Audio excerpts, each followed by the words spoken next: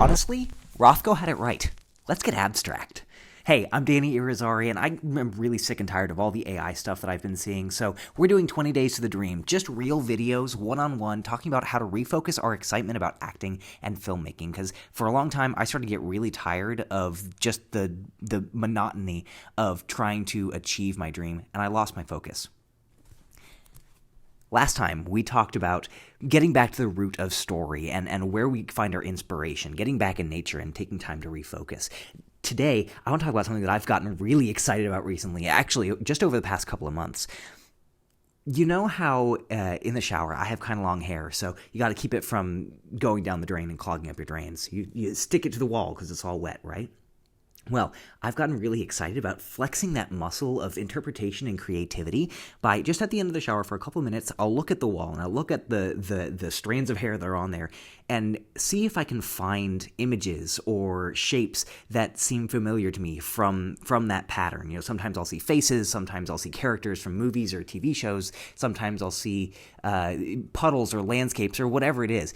And just taking those couple of minutes to examine something that seems mundane but has so much potential to inspire something brand new has made me so excited to flex that muscle, to interpret the world around me, to express my creativity in uncommon ways. We're shooting from the ground today. This is a weird way to do it, and I love it. It's so exciting. There's an image series online, where people will take practical things like a fork and do one simple thing to make it totally unusable. Like they'll just extrude it so it's thicker. Or they'll take two mugs and instead of just having two mugs, they'll link the handles so all of a sudden you can't drink from it. Or open-toed water boots.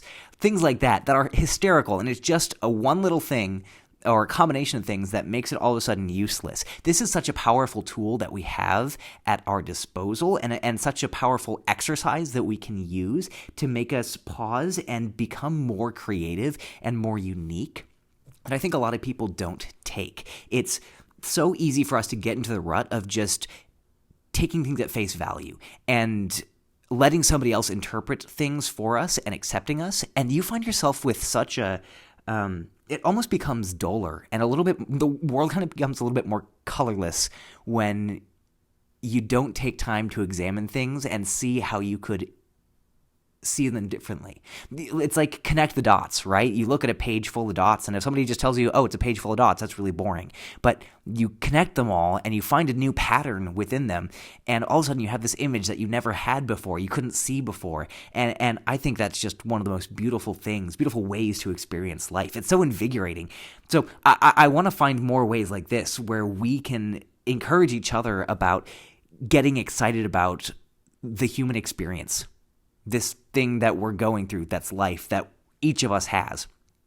What are ways that you could start flexing your muscles? I want to hear some of your creative ideas as to how I can start practicing other abstract thought experiments. You know, you can't see it, but up on the wall, I've emulated a Rothko painting because I just love the way that it brings that creativity out of me. Do you have any ideas of things that I can try where I can get more excited about getting lost in the abstract? I'd really love to hear it because that would be so inspiring to me.